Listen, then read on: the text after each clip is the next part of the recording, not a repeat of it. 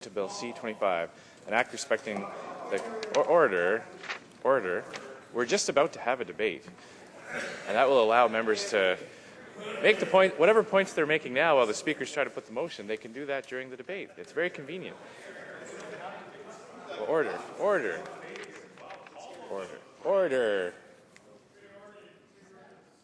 That in relation to Bill C-25, an act respecting the Kwalpu-Micmac First Nation Band Order, not more than one further sitting day shall be allotted to the consideration at second reading stage of the bill.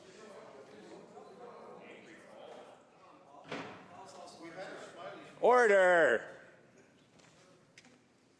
And that 15 minutes before the expiry of the time provided for government orders on the day allotted to the consideration at second reading stage of the said bill, any proceedings before the House shall be interrupted, if required for the purpose of this order, and in turn every question necessary for the disposal of the said stage of the bill shall be put forthwith and successfully without further debate or amendment. And now, members may make the points that they were trying to make a few moments earlier. The Honourable Member for Skeena-Bulkley Valley. Thank you, Mr. Speaker. What's incredible about today is that, as the government House Leader has done, is a case of blatant and obvious sabotage for the testimony that's forthcoming in just 50 minutes from our Chief Electoral Officer, Mr. Mayran, at committee. And what's he testifying about is about the Unfair Election Act introduced by the Conservatives, which at every step along the way have chosen cynicism over any scrape of democratic value. They have today introduced time allocation on a First Nations treaty, which we agree with. We have had a small amount of debate last Friday. Our critic on First Nations issues has yet to speak to the bill, and the government today has introduced time allocation to censure and shut down debate on a First Nations treaty. And these guys lecture First Nations about accountability.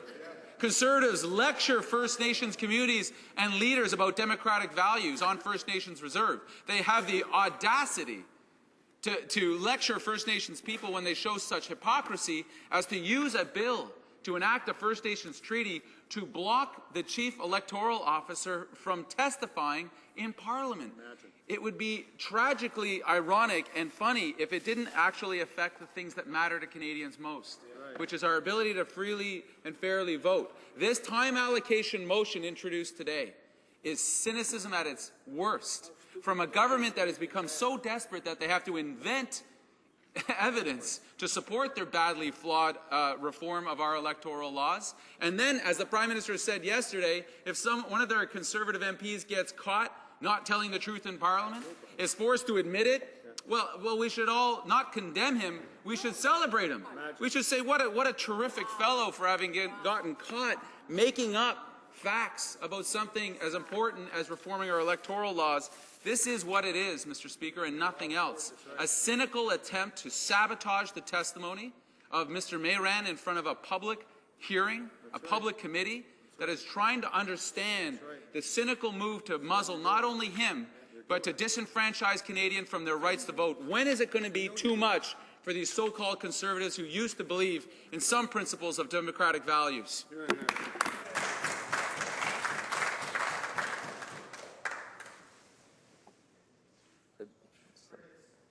Honourable Minister for Aboriginal Affairs. Mr. Speaker, I just listened to that charade, and you know, it confirms something.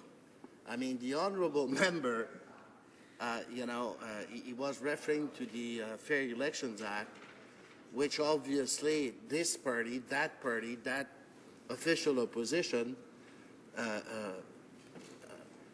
stated before reading the bill that they would oppose it. They were opposing something they had not read, and now I am tempted to conclude that he hasn't even looked at C-25 because he's referring to Bill C-25 as relating to a First Nation treaty. Well, he's totally wrong.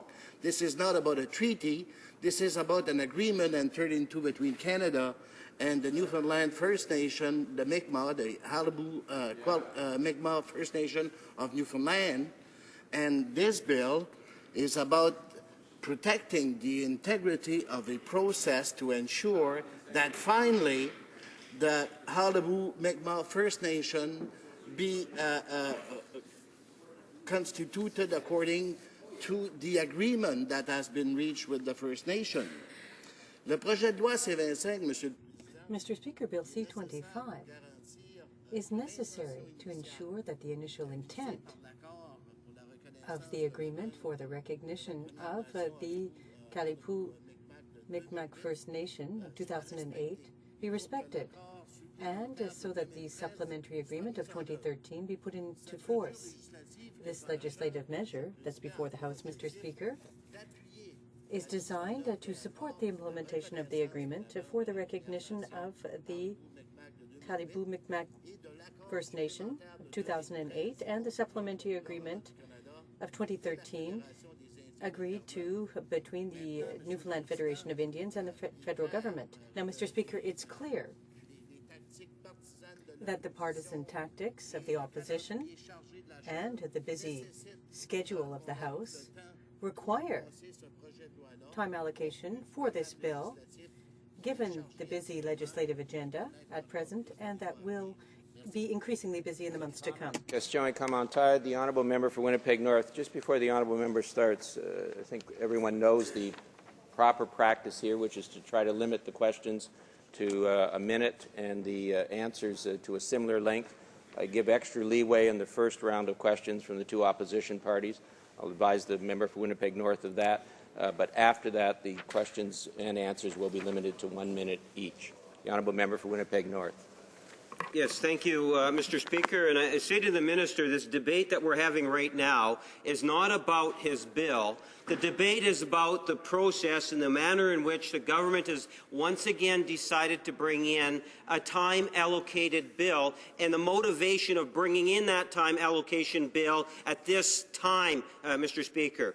At 11 o'clock this morning, we were supposed to have the Chief Electoral Officer make presentation to the committee on an important piece of legislation. The minister made reference to the Fairness Election Act. It's more of the Conservative Election Act, and we're potentially putting at risk the comments made or that will be made by the Chief Electoral Officer in a tactical move made today in regards to bringing in time allocation. It's important for us to recognize, and my question is actually for the government House Leader, by the way, Mr. Speaker, and that is it's important for us to realize that ever since we've had this Conservative majority government, they have a different attitude in terms of the way in which the House of Commons is run. And it's not very democratic, Mr. Speaker. It's disgraceful. My question to the Minister or to the government House Leader is, why do we see this change in attitude from a majority Conservative government that prevents members of Parliament to be able to contribute in a healthy way, in a constructive way, to debate inside the House? And that's what this motion is doing, Mr. Speaker, is it's putting a finite number, a very limited number of MPs will be able to contribute to the debate, number one.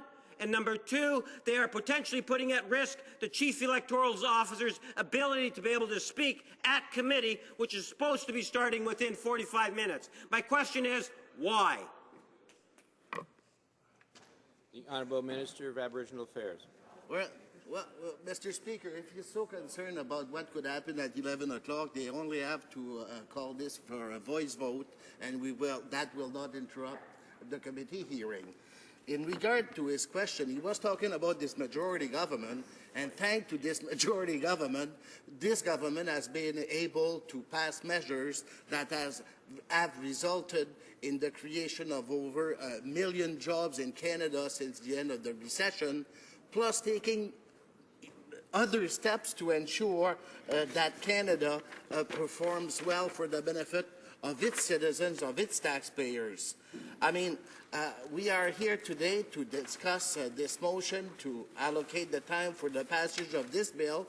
Maybe they should simply acknowledge that in order for Canada and for the First Nation, the Mi'kmaq First Nation of Newfoundland, to respect the agreement that they have entered into, this technical bill should be passed subito presto in order to ensure that the process can move forward and that these people can get their status which they deserve. Questions and comments? Question et commentaires. L'honorable député. The Honourable Member for Beauport-Limoilou. Mr. Speaker, it's very shocking to hear the outrageous remarks being made by the Minister of Aboriginal Affairs, who is taking hostage Canadians in order to push through his personal agenda. Now, Mr. Speaker, I know full well the people in my riding are bearing the brunt of the consequences through the lack of responsibility of the government with respect to contamination of dust. And in fact, thanks to my team, some $20,000 from Jean Dimage Quebec went to the Conservative Party. So, Mr. Speaker, this enabled us to understand, in fact, the debate here, because we're not talking about Canadians first. For them, it's all about friends first. So when will the minister start looking after Canadians first? The Minister of Aboriginal Affairs. Well, just to demonstrate, and we couldn't give a better example, of political parties that completely don't care about the Aboriginal population of Newfoundland. And they're talking to us about the dust in Quebec. It's incredible. Mr. Speaker, what we're talking about here is determining whether or not, yes, we're going to pass the motion to ensure that Bill C-25 will be able to move to the next legislative stage at the committee, where obviously at committee people will be able to discuss the merits of the bill, which is merely intended to launch the necessary measures to ensure the fairness of the registration process for the First Nation, the Halapu Mi'kmaq First Nation. Questions? Harper. Thank you, Mr. Speaker. And let's be clear that this bill was introduced on Tuesday. Today is the beginning of business on Thursday. I appreciate the fact that the minister responsible is in a huge hurry to get something done. He wants to bypass the rules, but there are rules established for debate of legislation in this House for a reason. Because once legislation is passed, it affects the lives of all of those people that are covered by the legislation, and it's very difficult to amend legislation once it's been passed. So it's extremely important that we have fulsome discussion of each item, that we're able to take the time to consider the legislation, to discuss the implications of that legislation with our constituents and with other groups that are affected by it, in order to bring those insights to bear on the matter at hand. Now, Mr. Speaker, I know that the members opposite like to give short shrift to issues regarding First Nations people in this country, but I think the Mi'kmaq in Newfoundland Labrador deserve to have this issue fully discussed in a thoughtful and a constructive manner in this House. And the fact that the government has, some other agenda that they're bringing to bear is simply not fair. It's not just to the issues that affect First Nations, that affect the Mi'kmaq in Newfoundland, Mr. Speaker. So I want to ask the minister if he is trying to establish a sense of respect and responsibility with the Mi'kmaq, with First Nations in this country. Why is it when an important piece of legislation that is meant to deal with the historic problem is brought in, that he wants to restrict debate of other members in this House? Why will he not allow fulsome discussion in order to properly canvass the matters at hand? The Honourable Minister of Aboriginal Affairs. Mr. Speaker, this motion reflects our conviction that a full day to study a bill with 4 sections, 4 sections, is plenty of time to deal with the technical nature of this bill. This is not, Mr. Speaker, about whether or not an agreement will not be respected. This is about ensuring that the will of that First Nation which concluded this agreement with Canada, that it be implemented. And I can't see for myself why, you would need weeks or days to discuss a four-section bill, and I suggest to the NDP that they get to work and that we get this bill passed. Questions and comments? Question et commentaire de l'honorable député. The honourable member for Ottawa-Vanier. Thank you, Mr. Speaker. A comment and then a question. First, a comment. I was listening closely to what the minister said concerning what's happening here today and the possibility that we might be forced to cancel the appearance of the Chief Electoral Officer before the committee, and he was suggesting that if the House didn't have a recorded division, we might not bother, or we might not prevent the Chief Electoral Officer from testifying before the Procedure and House Affairs Committee. Well, Mr. Speaker, I can tell you that on our side, we accept the recommendation, and we do not intend to rise and ask for a recorded division. We would accept the decision with dissidence, or on division. So, for my question, this issue has been under negotiation for years, Mr. Speaker, and now suddenly we have a bill that they've arrived with. We had one day of debate last Friday, and they've decided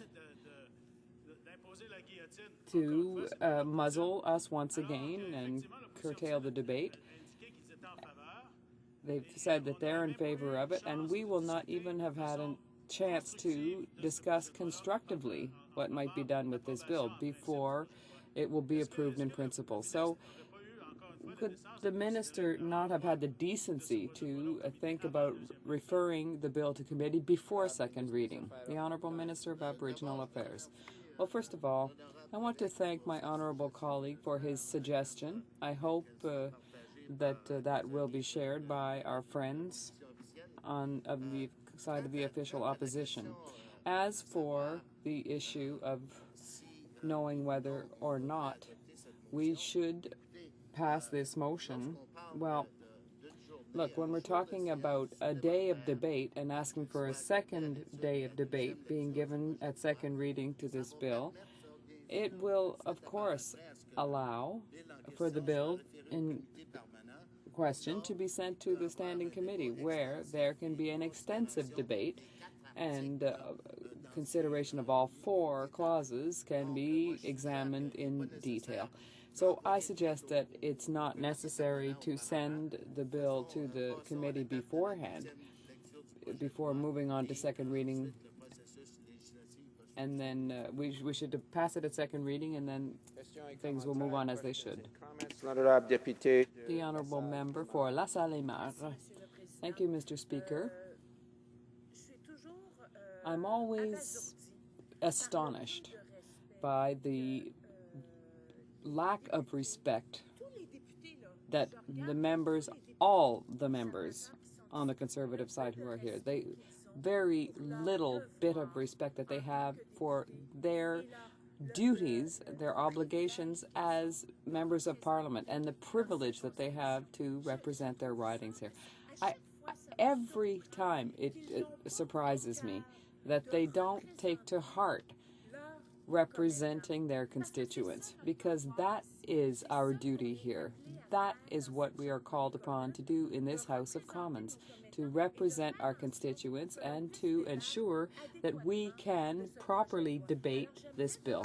So I'd like to ask the Minister to know why he is ignoring that duty and not respecting the privilege we have in this House of Commons. The Honourable Minister of Aboriginal Affairs. Well, I am always astonished, Mr. Speaker, by members on the NDP side who believe that it's in Canada's interest and its taxpayers and all of its workers to have members who are here with the simple goal of preventing bills that are tabled by the government from being accepted. So it's always, we saw it again this week, we saw it this week. If they can cause us to waste time in the House of Commons, they're happy.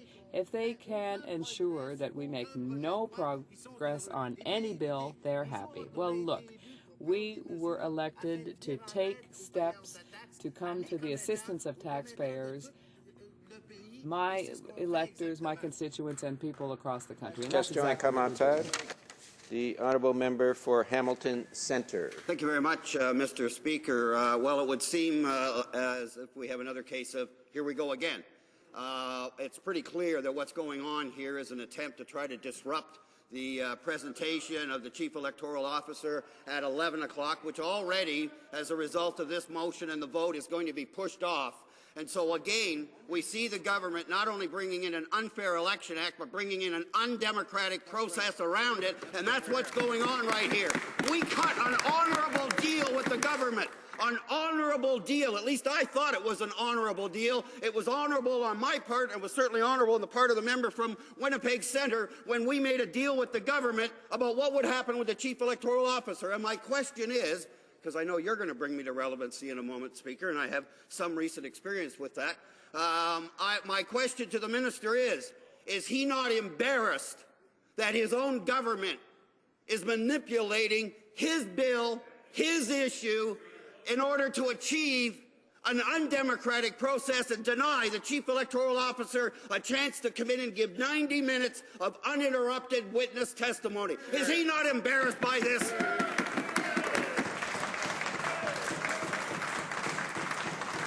Order. The Honourable Minister of Aboriginal Affairs.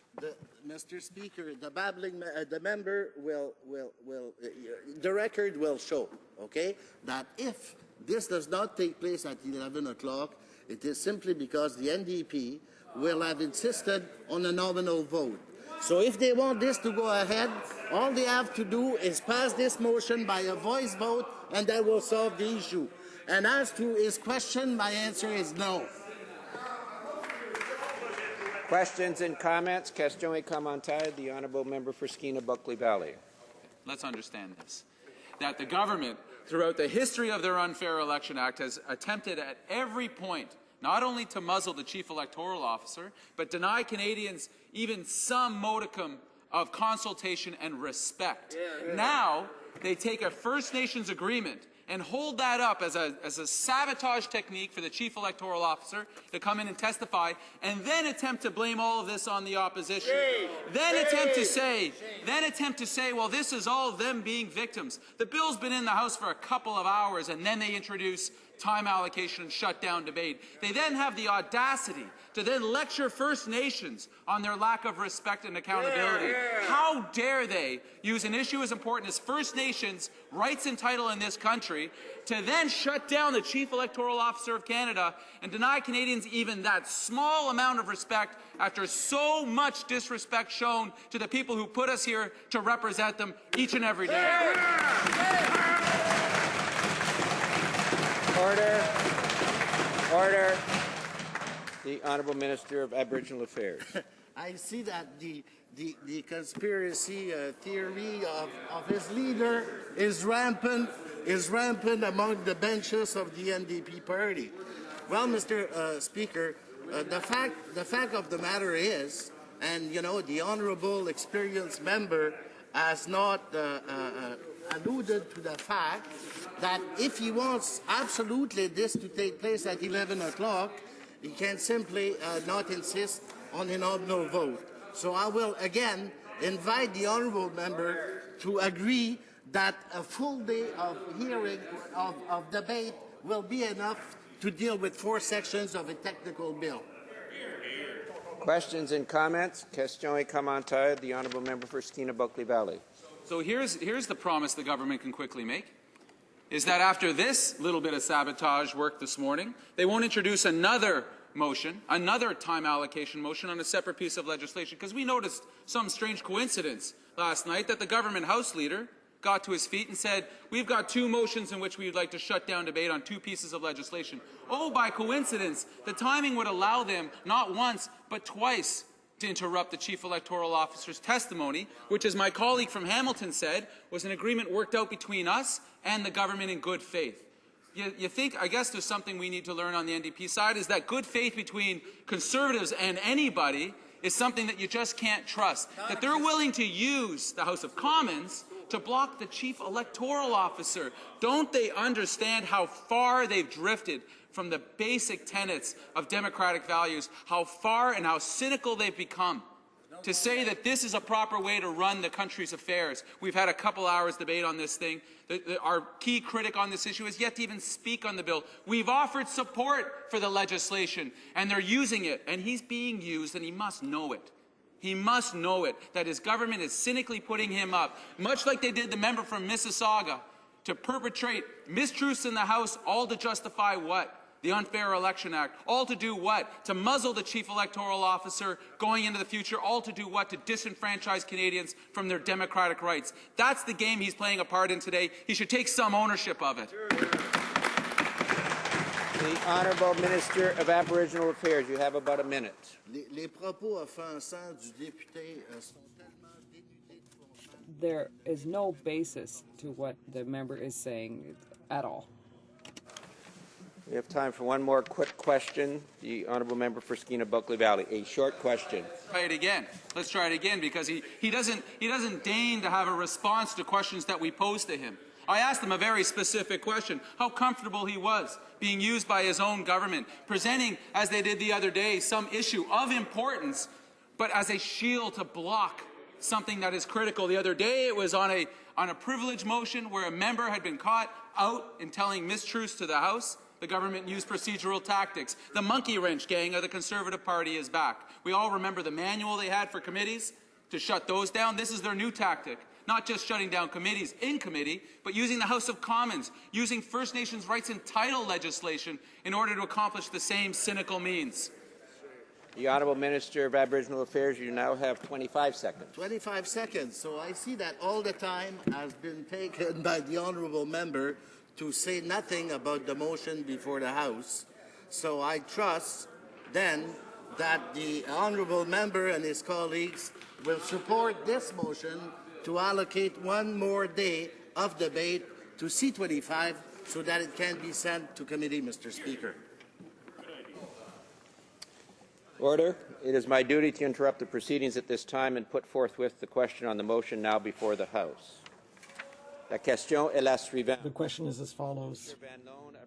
Mr. Van Loan, seconded by Mr. Valcool, moves that in relation to Bill C-25, an act respecting the Kalipu Mi'kmaq First Nation band order, not more than one further sitting day shall be allotted to the consideration at second reading stage of the bill, and 15 minutes before the expiry of the time provided for government orders on the day allotted to the consideration at second reading stage of the said bill, any proceedings before the House shall be interrupted if required for the purpose of this order, and in turn every question necessary for the disposal of the said stage of the bill shall be put forthwith and successively without further debate or amendment. Is it the pleasure of the House to adopt this motion? All those in favor of the motion will please say yea. All those who oppose will please say nay. In my opinion, the nays have it. Call in the members. They were louder, ladies and gentlemen. Order. Call in the members. Convoquez les députés. Call in the members.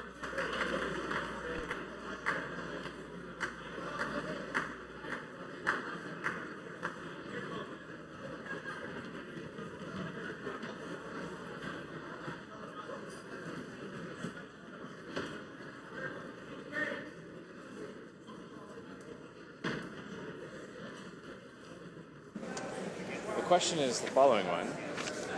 Mr. Van Loan, seconded by Mr. Valcourt, moved that in relation to Bill C-25, an act respecting the Kalipu Mi'kmaq First Nation band order, not more than one further sitting day shall be allotted to the consideration at second reading stage of the said bill, et que 15 minutes avant la... And that 15 minutes before the expiry of the time provided for government orders on the date allotted for the consideration at second reading stage of the said bill, Any proceedings of the House shall be interrupted if required for the purpose of this order, and in turn every question necessary for the disposal of the said state of the bill be put forth with and successively without further debate or amendment. All those in favor of the motion will please rise.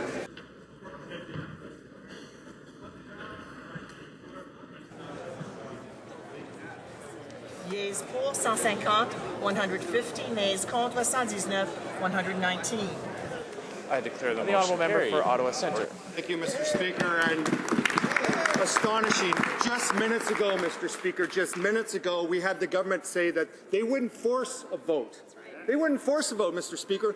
Then again, they flipped. Oh, the minister, who maybe the House Leader wasn't aware, maybe they don't talk, but I suspect they do, he said they wouldn't force a vote. So here we are again, Mr. Speaker, where we have time allocation.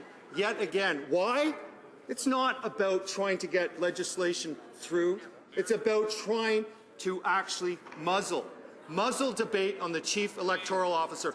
Imagine, Mr. Speaker, yet again, we have this government. It doesn't even care anymore. In fact, they all laughed. They laughed this morning, smiles right across the bench about how great this is, that they're going to muzzle the chief electoral officer to do what? To actually present his evidence on his concerns about what? About our democracy, Mr. Speaker. So what we have here is that we have the House Leader working with the front bench, including the Minister of Aboriginal Affairs, who pretended to think that we were going to buy his argument that he wouldn't force a vote, which they then did. That's what they did, Mr. Speaker. So what? So that they could shut debate on the chief electoral officer. And they smile, Mr. Speaker. They think this is great.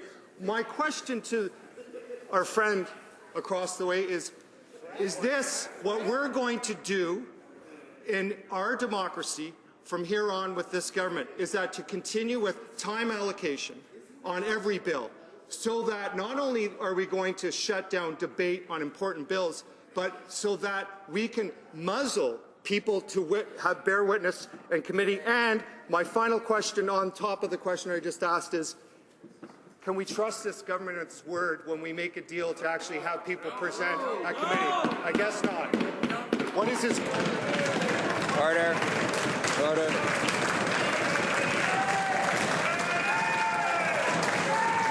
Order. Order. The Honourable Government House Leader. Mr. Speaker, I gather when your poll numbers start plummeting, you see conspiracies everywhere and the desperate effort to seek blame somewhere else than in yourselves for the fact that you're lacking any appeal among the public. As the members opposite know, the only time of day I can make this motion is now, when orders of the day are called. As for the committee can schedule its affairs whenever it wants. If they wish to hear the witness for longer, they can organize their affairs to do that. They have full flexibility. And if the members opposite didn't want the last vote to occur that disrupted the committee business, they could very easily have allowed the motion to pass on division. They chose not to allow the motion to pass on division. But the greatest irony of all is that these are the people who are saying, why won't you let Mark Mayren be heard? For a week and a half, the member from Hamilton filibustered that committee, keeping that person from being heard. The government was trying to get that witness before committee. They were proud of how they spent a week and a half keeping him from appearing. Now he can appear. The committee can arrange their affairs however they want. But for them to suddenly say it's our fault, they blocked the witness for a week and a half, that's preposterous, Mr. Speaker. Questions and comments? Question come on tide. The Honourable Member for Winnipeg North. Yes, Mr. Speaker, I'd like to pick up on the government's House Leader in regards to the issue of division. What we know for sure, Mr. Speaker, is that in the last opportunity, we actually indicated within the Liberal Party that we would like to see it on division. We opposed the time allocation. We oppose this time allocation. We want to be able to see it on division, primarily because we within the Liberal Party recognize that it's of critical importance that we allow for the Chief Electoral Officer to be able to make his presentation. There was a commitment, an agreement between myself, the NDP and the Conservatives on Tuesday night that would have guaranteed that 90 minutes. There is a way that we can do this, Mr. Speaker. We know the outcome. We have a good sense of what the outcome is going to be after the vote of the next time allocation. May I suggest that we do a vote on division? The Liberals will be in opposition to that vote. And I would suggest, Mr. Chair, and maybe it would be inappropriate to ask this of you, if you would canvass the House after I sit down and see if there's unanimous consent of the House that would allow us to stop asking questions right now and go right to the question of the time allocation, the vote on division, so then we can go to the committee and have the Chief Electoral Officer make presentation. So I would ask, Mr. Speaker, if you would ask for that unanimous consent so we can get to committee. The member from Winnipeg North is seeking unanimous consent of this House to, in effect, abbreviate the debate and move directly to a vote which would go on division. Does he have unanimous consent for that motion? There's no unanimous consent. I heard no's from both sides of the House. I will put it again. Does the member for Winnipeg North have unanimous consent? I heard at least 4 no's from this side of the House. I think that the issue's been determined. Does the Minister for International Trade wish to respond to the member for Winnipeg North? You have the floor. Mr. Speaker, it should surprise no one in this House. In fact, it should surprise no Canadian that the opposition would be opposing this government's trade and investment agenda. In fact, and Mr. Speaker, I'm going to take the opposition parties down memory lane back to when we were negotiating the Columbia Free Trade Agreement. And that agreement was tabled in this House. Do you know, Mr. Speaker, how long it took to get that agreement passed in this House? 2.5 years. Why? Because the opposition parties were filibustering the bill. They don't understand trade. They don't like trade. They have opposed virtually every trade agreement Canada has ever signed. So, Mr. Speaker, for them now to get up in this House and suggest that they want a robust debate on trade belies their underlying anti-trade ideology. Mr. Speaker, let me talk about the Honduras trade agreement. That is actually the subject of this time allocation motion. There's already been debate on this.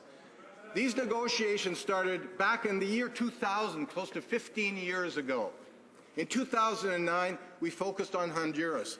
And, Mr. Speaker, it's taken this long to actually get it into this House. There's already been robust debate. Let's get on with opening up new trade opportunities all around the world. Questions and comments? Question et commentaire. The honourable member for Vancouver Kingsway. Mr. Speaker, well, this is simply outrageous. The Minister of Trade stands up and is defending this government's move to curtail debate on a Canada-Honduras trade deal after half a day of debate. This government talks about starting negotiations years ago, in opening them in 2009, which is ironic because in 2009, that's when there was a military overthrow, a military coup in Honduras that overthrew a government, and every government in the world recognized that that government was illegitimate, except the Conservatives rushed to sign a trade agreement with an undemocratic government that is one of the worst human rights abusers in the world, the most dangerous place for journalists on the planet, where you have no freedom of expression, no freedom of association, where 79% of all cocaine shipments in South America land in Honduras. And this government is afraid to debate those facts in this House because they know that the Canadian people would not support an agreement with a country like Honduras that is a human rights... Order. Order. I will remind all members on both sides of the House that they're to limit their questions and answers to a minute. The Honourable Minister of International Trade. Well, Mr. Speaker, the only part of that tirade that I would agree with is that Honduras is coming out of a very troubled past. And Canada's record on the international stage is to provide countries like Honduras with a hand up to help them, to walk side by side with them, to help them escape a troubled past. And Mr. Speaker, you hear them heckling in this House. They don't care about Honduras. They don't care about the poor in Honduras. They are so ideologically stuck in a straitjacket, they just can't escape it. That's why they've opposed virtually every trade agreement Canada has ever signed. In fact, every new trade agreement, they come up with a new excuse not to support. Now, Mr. Speaker, in 2009, Honduras expressed an interest in negotiating a trade agreement with Canada, separate and apart from the Central America Four. And in good faith, we moved forward with those negotiations. They were concluded. In November of this past year, over 4 months ago, that agreement was tabled in this House. And the NDP has had ample opportunity to review. There's been lots of discussion in the public about this agreement. We've had debate in this House. In fact, we're debating it right now, Mr. Speaker. Questions and comments? Honorable Deputy de Saint-Lionel. The Honourable Member for Saint-Lionel Saint-Michel. Thank you, Mr. Speaker. Minister, I want to thank him for being here, but trying to reconcile his earlier statements in his first intervention, where he was saying that the Honduras negotiations with this free trade agreement took 4 or 5 years. He can correct me if I'm wrong. But now all of a sudden, we can debate it in a day or 2 days or whatever time has been allocated to us. So it took forever to negotiate an agreement where we only export $38 million of goods a year to this country. There seems to be all kinds of complexities involved in this deal if it took so long to negotiate. Meanwhile, we can't even get the time to debate the complexities of this deal. So can he clear up those contradicting statements? Thank you, Mr. Speaker. Minister. Well, Mr. Speaker, perhaps the reason we have only $38 million worth of exports to Honduras is because we don't have an open market there, because we don't have a free trade agreement with Honduras. In fact, I would remind the member that, in fact, countries like the European Union have had free trade agreements in place for years. The United States has a trade agreement with Honduras in place. Mexico has a trade agreement in place with Honduras. Chile has an agreement in place with Honduras. Why is that, Mr. Speaker? It's because they've understood that Honduras needs our help. The countries I mentioned all have strong, robust human rights regimes. They have strong democracies, and they understand that Honduras needs someone to walk beside them, to share best practices, to move them into the 21st century, to welcome them into the nation, into the family of nations that respect human rights. And that's the key role that Canada can play here. We are absolutely committed to bringing this trade agreement into force. And we've provided lots of opportunities since November for the opposition parties to view this agreement here in the House. It was tabled back in November. We make no apologies for that. We want to get this deal done. Questions and comments? Questions et commentaires? L'honorable député de Saint-Lambert. The Honourable Member for Saint-Lambert. Thank you, Mr. Speaker. It should be noted once again today that this government has proposed a time allocation motion. We have already said and expressed it very clearly in this House that our democracy should not be breached this way, because this is not only referring to members in this House from all parties, but this is also all about Canadians who are listening to this debate and who have the right to be informed about what is happening. So this is unacceptable. My colleague talks about democracy in these countries, especially Honduras, and he's lauding democracy in those different countries. But he would be better placed. It would be better for him to ensure that democracy exists in our country, and that's not the case today. The Honourable Minister of International Trade. Well, Mr. Speaker, I would again remind her of the NDP's appalling record on trade. They have opposed virtually every trade agreement Canada has ever signed. So it shouldn't be surprising that they stand up in this House today and oppose the Honduras trade agreement. As we fully expect, they'll oppose the EU trade agreement. As we expect, they would oppose an agreement with Japan or Korea. Mr. Speaker, they are ideologically opposed to trade, and I would remind them of their terrible record when we were negotiating a trade agreement with Colombia.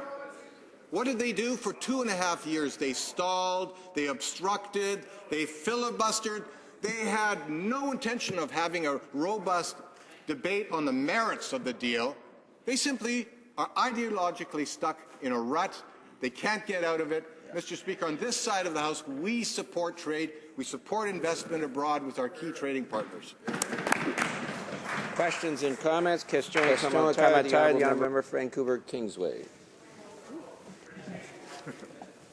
Here's the truth.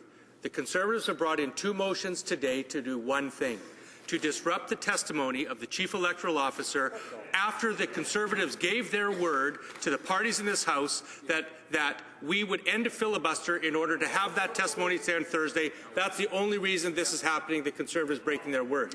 Now let's talk about Honduras a bit. The Economist calls Honduras a hybrid regime rather than its previous designation as a flawed democracy. It's getting worse. Transparency International ranks Honduras as the most corrupt country in Central America, calling it a major drug smuggling center. The U.S. State Department estimates that 79% of all cocaine shipments originating in South America land in Honduras. In 2013, there have been, on average, 10 massacres per month, defined as where 3 or more people were murdered at a time for political reasons. Honduras is the murder capital of the world, with 81 murders per 100,000, and the United Nations Office on Drugs and Crime reports as well that it's the most dangerous place in the world for journalists. Yet this government, if they have the courage to actually look at the facts, why are they cutting off debate in this House after half a day of debate? If this deal is so good, if Honduras is such a great partner, if this is so important to the Canadian economy, then let's have at least 3 or 4 sessions where Canadians can debate the facts. But they don't have the... Order. Order. Order. The member will take his seat.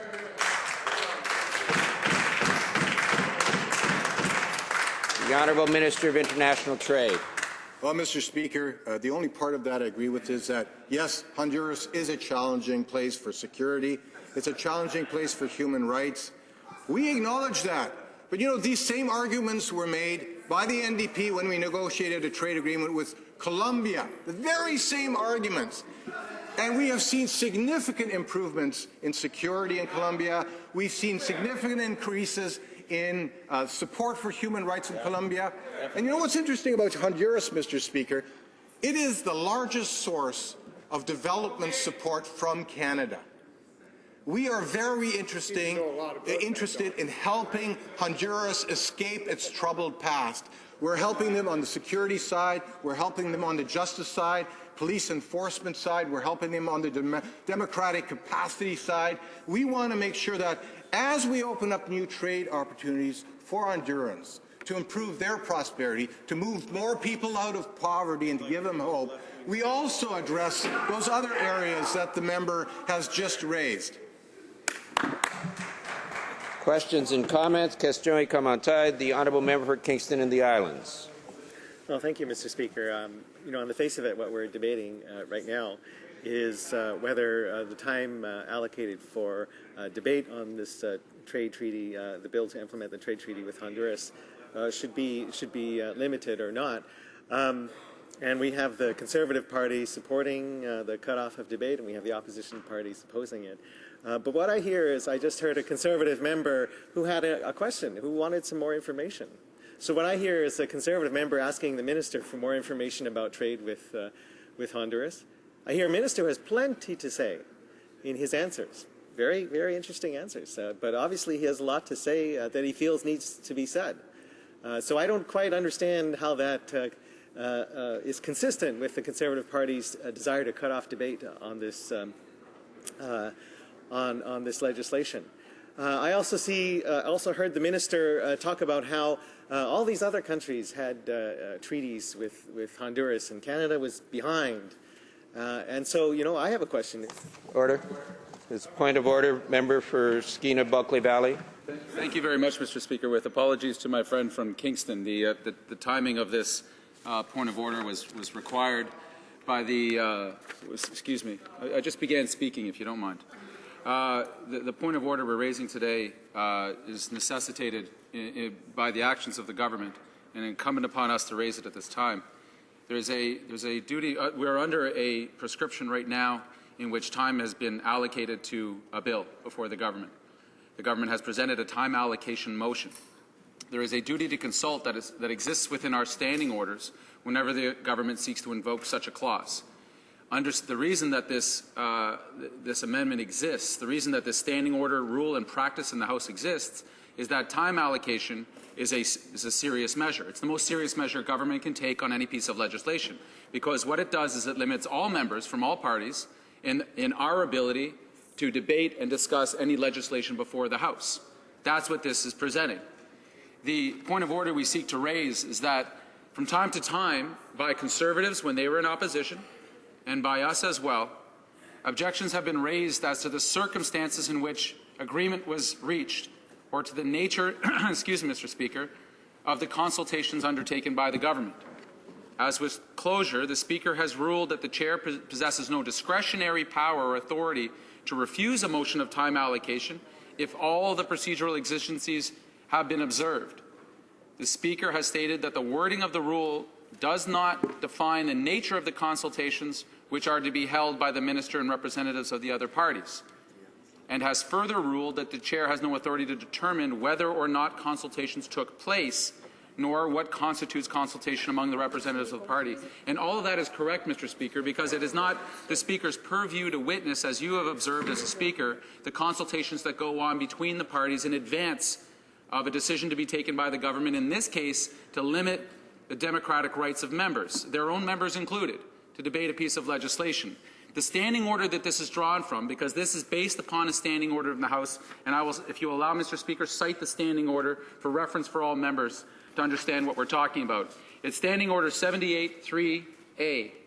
A Minister of the Crown who, from his or her place in the House at a previous sitting, has stated that an agreement could not be reached under the provisions of Section 1 or 2 of this standing order in respect of proceedings at the stage at which a bill was then under consideration, either in the House or in any committee, and has given notice of his or her intention so to do, may propose a motion during proceedings under government orders for the purpose of allotting a specified number of days or hours for the consideration and disposal of proceedings at that stage.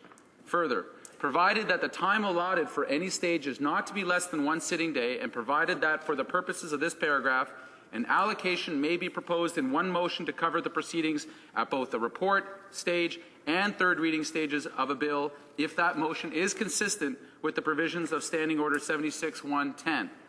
The motion shall not be subject to debate or amendment, and the Speaker shall put the question on the said motion forthwith. Any proceedings interrupted pursuant to this section of the Standing Order shall be deemed adjourned. This is exactly what's just happened. So the government came in and brought in a time allocation motion under this standing order, also which is their power to do. It's an extreme power, and it's meant to be used in rare cases. This government has used it more than 50 times, a record in Canadian history. But also in this standing order is a duty and an obligation on the part of the government to consult with other parties, in the House as to the, if the honourable members across the way will allow me, to consult with other members across the House as to this is a point of order. I'll thank the Finance Minister for his comments on the length of the point of order, but the point of order stands. And in a standing order, they can have their way with the power that they have in a majority government, but they can't simply run roughshod over the rules that have governed all governments in the history of Canada simply because they want to. The point I raise, Mr. Speaker, is that the government earlier introduced the time allocation on this trade agreement with Honduras. Previously, in the same morning, cynically, they also introduced time allocation on a previous motion before the House without any consultation with the opposition parties whatsoever, thereby contravening the standing orders that exist for all uses of this very extraordinary tool. The government seems, and having used time allocation so often, to have gotten lazy with the procedure that's at hand. The consultation can take any form. It can take a conversation between myself and the House Leader of the government. It can take the form of an email or a note, anything. It doesn't take much, but it shows just a modicum of respect, not for the opposition parties, but for Parliament itself, to say that when you're going to bring in time allocation, the government has to at least go through the motions of suggesting that perhaps the opposition party have an extraordinary number of speakers, perhaps the opposition party seeks multiple days on any given legislation, at least to consult. They didn't do that in this case. They didn't even bother to show the basic respect for Parliament, further driving home the argument and the fact that they hold this place in contempt. They have no basis of democratic values in the legislation that they introduce or how they do it. Thank you very much. Order.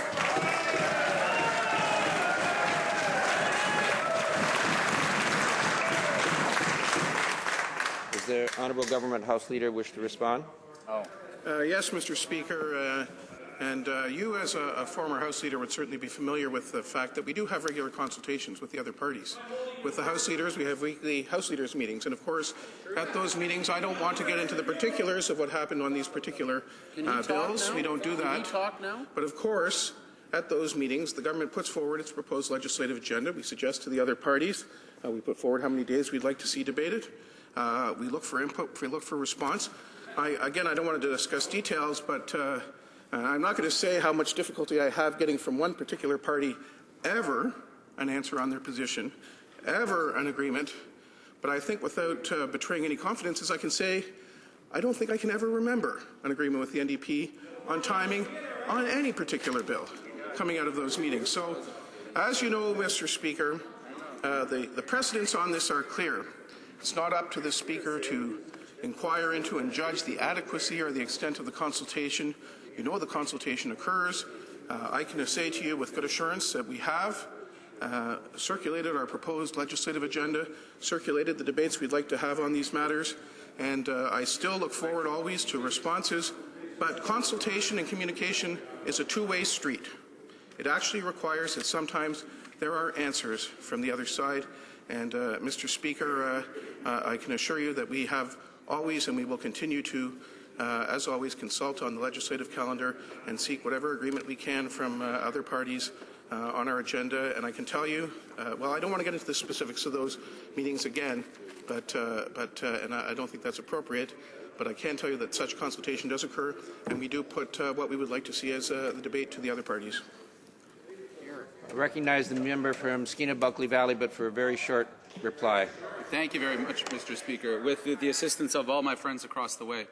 The government House Leader rightly points out that there is a Tuesday afternoon House Leaders meeting, which I attend with him. They put forward their government calendar. Thank you. We put forward their government calendar. We recognize the calendar. We often offered up suggestions. What has happened in this case, as in too many cases, they absolutely don't ask for input on the numbers of speakers we require. They don't seek any consultative advice whatsoever, and there was none on this.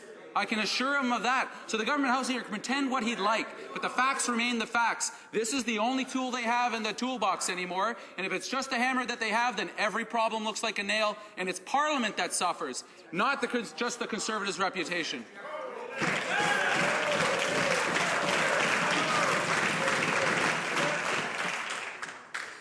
The Honourable Government House Leader. Very briefly, please. Mr. Speaker, I come to these meetings in good faith every week. I do my best to seek response, and it is up to the opposition, if they wish these meetings to be made more productive, to participate and make them more productive.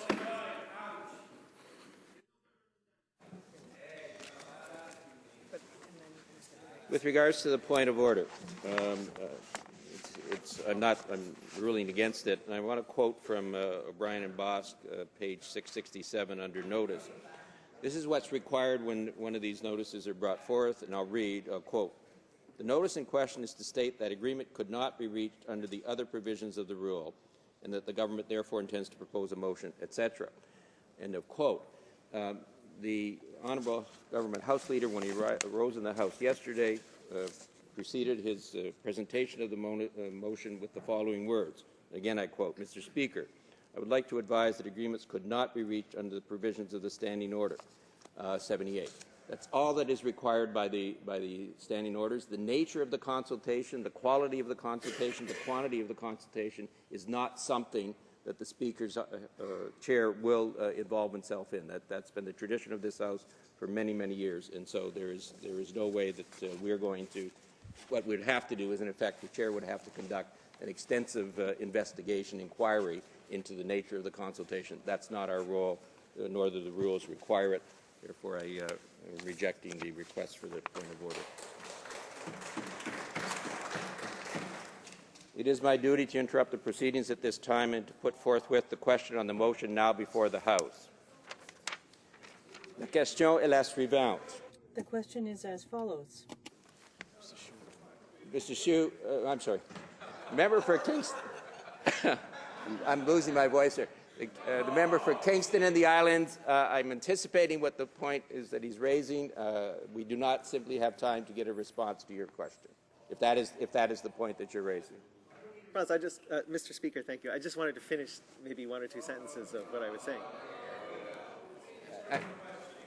I'm sorry, I didn't hear. But because I was interrupted by a point of order, I thought maybe after the point of order was resolved. I'm sorry, we're out of time for the question and answer period. Order. La question est la suivante. The question is as follows. Mr. Van Loan, seconded by Mr. Fast, moves that in relation to Bill C-20, an act to implement the free trade agreement between Canada and the Republic of Honduras, the agreement on environmental cooperation between Canada and the Republic of Honduras, and the agreement on labor cooperation between Canada and the Republic of Honduras, not more than one further sitting day after the day on which this order is adopted, shall be allotted to the consideration at second reading stage of this bill, and 15 minutes before the expiry of the time provided for government orders on the day allotted to the consideration at second reading stage of the said bill, any proceedings before the House shall be interrupted if required for the purpose of this order, and in turn every question necessary for the disposal of the said stage of the bill shall be put forthwith and successively without further debate or amendment. Is it the pleasure of the House to adopt the motion? All those in favor of the motion will please say yea. Yea!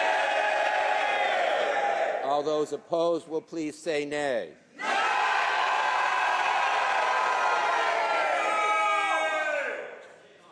This is a toss-up. I'm going to go with the yeas.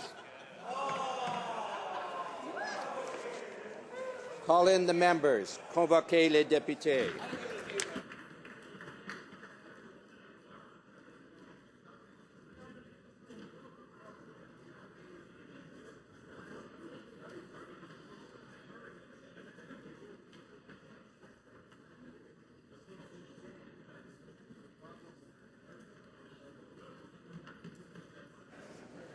Question is the following one. Mr. Van Loan, seconded by Mr. Fast, moved that in relation to Bill C-20, an act to implement the free trade agreement between Canada and the Republic of Honduras, the agreement on environmental cooperation between Canada and the Republic of Honduras, and the agreement on labor cooperation between Canada and the Republic of Honduras, not more than one further sitting day after the day on which this order is adopted shall be allotted to the consideration at second reading stage of the bill, et que 15 and that 15 minutes before the expiry of the time provided for government orders on the day allotted to the consideration at second reading stage of the said bill, any proceedings before the House shall be interrupted, if required for the purpose of this order, and, in turn, every question necessary for the disposal of the said stage of the bill shall be put forthwith and successively without further debate or amendment. Yeas pour 145, 145. Nays contre 117, 117.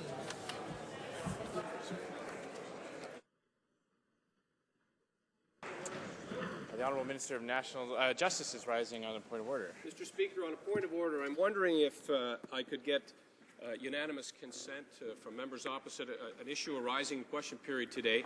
I would like to table the 40 initiatives that we have taken as a government to address murdered and missing, the 40 reports that have now been completed in the last number of years, and the over 30 justice and public safety bills that relate specifically to violence against women and girls. Do I have unanimous consent? Please.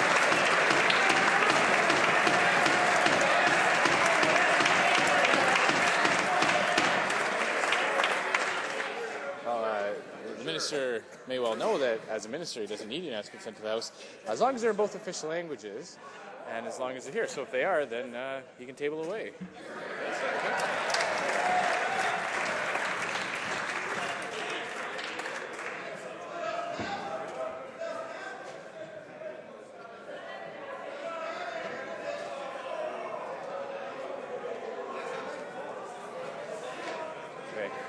The honourable member for Winnipeg North is rising on a point of order. Mr. Speaker, I see the minister is busy on his desk looking for some possible papers to table. I'm wondering if, now that he's made the commitment to table the documents, when can we anticipate that they will in fact be tabled? Minister of Justice. 5 minutes, Mr. Speaker.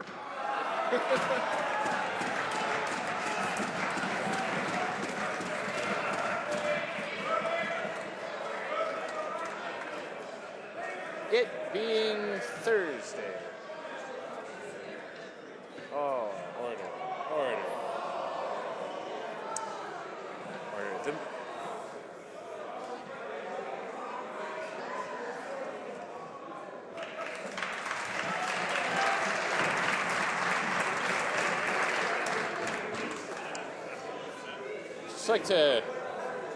I'd just like to draw to the attention of the Minister of Justice the pages that are conveniently located in front of the chair.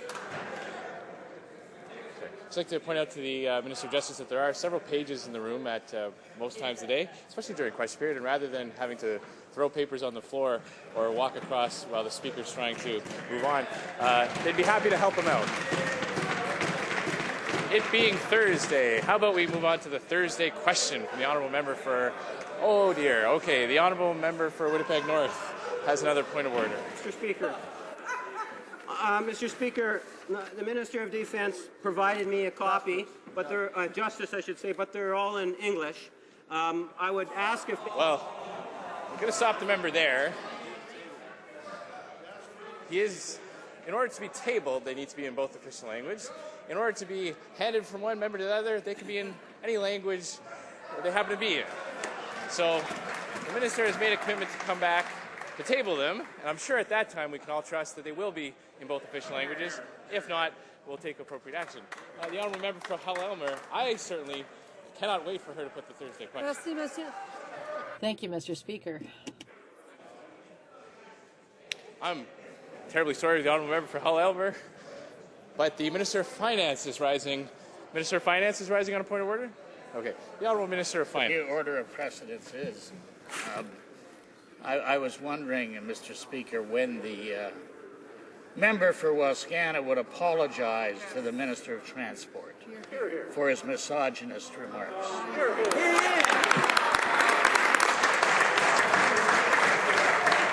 The Honourable Member for Wascana. Mr. Speaker, unfortunately, human beings in this world can be muzzled too. It doesn't just apply to other kinds of beings, Mr. Speaker.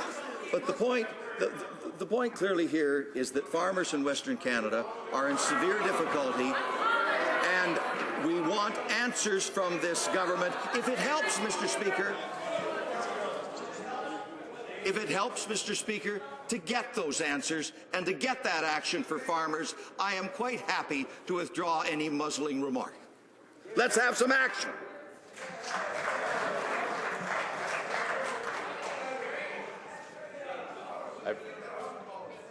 Well, I will certainly treat it as such. The Honourable Member for Hull-Elmer will now ask his Thursday question. Thank you, Mr. Speaker. Thank God it's Thursday and that we're heading into our riding weeks, because things will be more civilized there, Mr. Speaker. Today, the Conservatives broke their own record for shutting down debate by using time allocation. In fact, they did so for the 52nd and 53rd times since the 2011 election. Add this to the 6 closures imposed on Parliament, most recently on debate related to the lies of the member for Mississauga-Streetsville in the House of Commons. In fact, it's been 59 times that Conservatives have imposed closure, and that's really something. The government House Leader has an exceptional command of the standing orders, so much that today he forced time allocation of 1 sitting day on a bill that was slated to pass in less time than that. And in fact, we are in support of that bill. And that maneuver prevented other work from being carried out. It's really incredible what we're seeing today in the House of Commons, Mr. Speaker. And today, in their latest stroke of parliamentary brilliance, the government tried to sabotage the testimony of the Chief Electoral Officer in today's committee hearings on their Unfair Elections Act C-23. Unfortunately, after stumbling out of the gates, they were forced to abandon their plan. Their disdain for our democracy and its institutions would be shocking, but in fact, we see so much every day that it's really not that shocking anymore. But Canadians deserve better. They deserve more than a government that behaves like it's above the law. So my question for the government's chief procedural officer, Mr. Speaker, is as follows. What other brilliant tactics does he have in store for the House after the riding weeks that will further display his dazzling command of the procedures and practices of this place? Thank you. The Honourable Government House Leader. I thank the Honourable Whip for the Opposition for her very kind comments about the abilities over on this side with regard to procedure, and I, of course, only am as good as the team that I have. But I will say this, that one thing that I have tried to outline and make clear over some period of time is that the use of time allocation is very, very distinct than the use of closure. And we have chosen an approach in this government to use time allocation as a scheduling device, to set an amount of time that we believe is appropriate for debate on any particular issue, which, as the Honourable Member in her own comments confirmed, in some cases results in even more time being allocated than is necessary for a debate. One of the benefits, though, is, of course, that time does not have to be used. Of course, if all speakers complete their discussion of the subject, the debate can collapse and we can move on to other matters. So really no time is to be lost from that approach. So it's a very positive thing, but it allows certainty for the benefit of all members about how much debate we will have, when votes will happen, when decisions will be made, and that is, of course, the most important thing for us in our work up here, and that is to make decisions and get the job done. And as for this morning, I know the NDP keeps seeing conspiracies and ghosts behind curtains, particularly the House Leader for the NDP has that concern. I think everybody knows that the only time, and you don't need to have a great command of the standing orders to know this, the only time that one can move these time allocation motions is at the start of government orders at the start of the day. So I really had no choice, but of course the committee had considerable flexibility, which it did exercise. There was no conspiracy, there was no obstruction, but I hope that the opposition House Leader will take the benefit of the 2 weeks to calm down, hopefully look around, see that there aren't people waiting behind every curtain and every tree out to get him, and that some of the conspiracies he imagines are there simply are not there. It will lower his blood pressure. It will make his life much more comfortable in total. And I know that the opposition whip will share that advice from me with him. Monsieur le Président, cet après-midi. Mr. Speaker, this afternoon we will continue debating Bill C-20, the Canada-Honduras Economic Growth and Prosperity Act, at second reading. Tomorrow, we will conclude the second reading debate on Bill C-25, the Kalipu-Mi'kmaq First Nation Act. Then, we'll return to our constituencies, where we'll have a chance to reconnect with our real bosses. 24th, the House will have the 7th and final allotted day. At the end of that day, we will consider the supplementary estimates as well as interim supply, so that these bills will be able to pass through the other place before the end of our fiscal year. The government's legislative agenda for the balance of that week will focus on protecting Canadians. Tuesday, March 25th, will see us start the second reading debate on Bill C-22, the Energy Safety and Security Act, a bill which will implement world-class safety standards in the offshore and nuclear sectors. That evening, we will finish the debate on the motion to concur in the first report of the Foreign Affairs Committee respecting the situation of Jewish refugees. On Wednesday, March 26th, we will consider Bill C-5, the Offshore Health and Safety Act, at report stage and third reading.